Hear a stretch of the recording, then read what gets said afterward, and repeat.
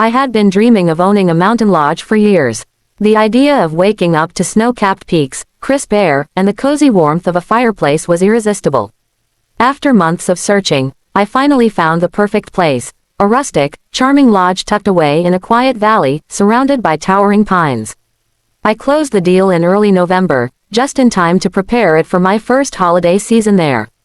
I imagined peaceful Christmas mornings, decorating the tree by myself or with close friends, and enjoying the serenity of nature.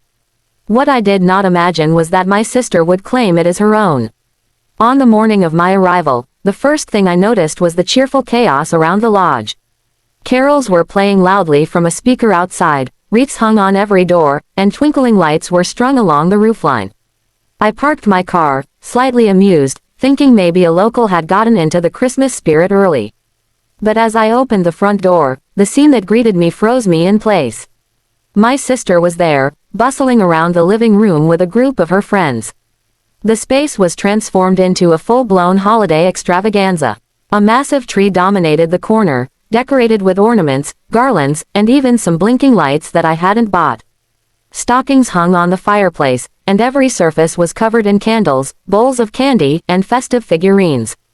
She turned around and grinned at me as if I had just walked into her private wonderland. "Surprise," she said, clapping her hands. I couldn't resist decorating a little early. I forced a polite smile, but inside I was boiling. She had no right to treat my property like it was hers. I took a deep breath, trying to process the scene before me. My lodge, the one I had spent countless hours researching and dreaming about, was now her personal Christmas playground. "Ah, it looks festive," I said cautiously. "Oh, don't worry," she replied, waving a hand. "I've got everything under control. You just relax and enjoy the vibe. Isn't it magical?" I nodded, though my patience was running thin. It was clear she had already claimed ownership in her mind, and convincing her otherwise was going to be tricky. I decided to walk through the lodge, surveying the extent of her holiday takeover. Every room had touches of her influence. The kitchen had mismatched festive dishware she brought from her own house, the dining table was set with candles and tablecloths that were definitely not mine, and even the guest rooms had tiny holiday decorations on the nightstands. As I walked into the living room again, I realized she had even invited neighbors and friends over. Laughter and chatter filled the air, and a sense of community had already formed around a lodge that technically belonged to me. It was both infuriating and strangely heartwarming to see people enjoying themselves so freely in my property. I knew I had two choices: confront her immediately and risk turning everyone against me, or wait and plan a subtle way to reclaim control without ruining the mood. I chose the latter. Over the next hour, I busied myself in the kitchen, pretending to help with drinks and snacks. While my sister was distracted, I quietly moved some of my personal belongings back to their rightful places, adjusted a few decorations, and made mental notes about what needed to be addressed later. She was completely absorbed in the festivities, giving me the perfect opportunity to regain some sense of order. When it came time to serve food, I suggested we try a new recipe I had been excited to make for the holidays. She hesitated at first, but I convinced her to let me take the lead. As I worked in the kitchen, her friends watched and complimented my cooking, giving me a sense of authority in my own space again. Slowly, I felt the lodge shifting back toward my ownership, without causing a scene. By the evening, the Christmas spirit had settled over the lodge, and surprisingly, it felt right. My sister had brought energy, laughter, and decorations, while I brought my sense of control and personal touch. Together, the lodge felt alive, more vibrant than I had imagined. She caught me looking around, a subtle smile on my face. "I guess it does look magical," I admitted, shaking my head with a laugh. "But remember, it's still my lodge." She nodded, a little sheepishly, but with a sparkle in her eye. Okay, I'll behave," mostly, she teased. As I sat by the fireplace that night, watching the snow fall gently outside and listening to the faint echoes of Christmas music and laughter, I realized something important. While I had purchased the lodge for myself, sharing it, even unwillingly at first, made the experience richer. The property was mine, but the memories created there could belong to anyone who stepped inside. I had walked in expecting solitude, but I left the day with a renewed sense of joy, understanding that family dynamics, even the challenging ones, could make a place truly feel like home. When I purchased my mountain lodge, I imagined it as a retreat, my private escape from the chaos of daily life. Nestled high in the mountains, surrounded by pine forests and blanketed in snow, it was the perfect place to unwind. I had spent months planning every detail: the cozy fireplace, the rustic furniture, and the panoramic windows that framed the winter landscape. But nothing could have prepared me for the scene I walked into one cold December afternoon. As I approached the lodge, I noticed the warm glow of lights spilling out from the windows. At first, it seemed inviting, like the lodge was alive with the holiday spirit. But as I stepped inside, I realized something was very wrong. My sister was there, moving around the living room as if she had lived there her whole life. The space had been completely transformed. A massive Christmas tree, taller than I had imagined it fitting in the room, stood proudly in the corner, adorned with bright ornaments, shimmering garlands, and blinking lights.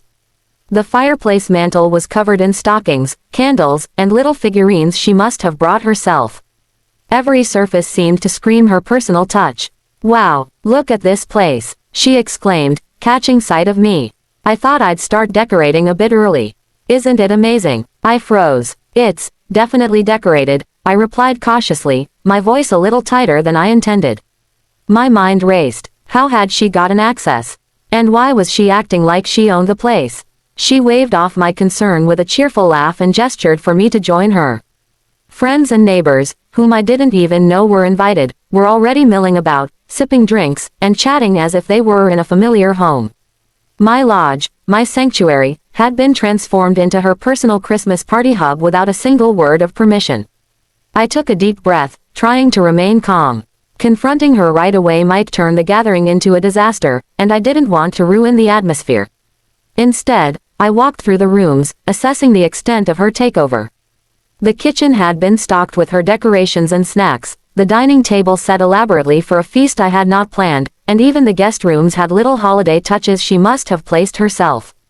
It was clear she was determined to claim the lodge as her own for the season.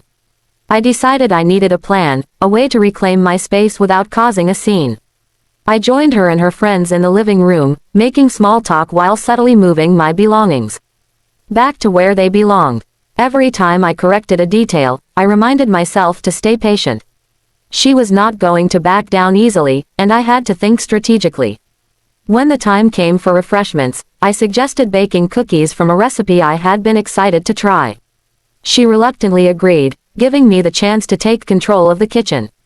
As I worked, her friends complimented the cookies, and slowly, I felt a sense of authority returning to the space. I began introducing small changes, adjusting decorations, organizing areas, and reminding guests that the lodge was, in fact, mine. My sister noticed my subtle reclaiming of the lodge but seemed willing to cooperate, perhaps sensing that her playful dominance could not last forever. By late afternoon, the lodge had transformed into a blend of both our personalities. Her vibrant energy and festive ideas had brought warmth and laughter, while my attention to detail and organization kept things in order.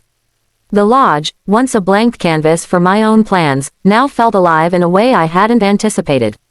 I realized that, although it was mine, sharing it, even reluctantly, created memories that were richer than anything I could have imagined alone. Later, as the sun set behind the mountains, casting a golden glow over the snow-covered trees, I found myself sitting near the fireplace, sipping hot cocoa, and watching the guests enjoy the holiday ambiance. My sister approached, a little sheepish but smiling. "I didn't mean to take over completely," she admitted. "I just got carried away." I laughed softly, shaking my head. "You definitely did, but I guess it's not so bad. Just remember, this lodge belongs to me." She nodded, her eyes sparkling with a mix of amusement and respect. "Deal, I'll behave, mostly," she teased, giving me a playful wink. That night, the lodge felt more like home than I could have imagined. It was mine, yes, but it was also a place where family, laughter, and joy mingled effortlessly with solitude and personal dreams. I had learned something important. Control over a space is valuable, but the memories created within it are priceless. My sister's intrusion, though frustrating at first, had reminded me that sometimes letting go and sharing even a little can bring unexpected happiness. As I gazed out the window at the snow falling softly on the pine trees, I realized that my mountain lodge was no longer just a retreat. It had become a place where joy could coexist with personal space, where family dynamics, messy, unpredictable, and full of surprises, could transform a simple property into something magical. That Christmas, I didn't just reclaim my lodge. I discovered the true spirit of the holidays, and it was far more meaningful than I had anticipated.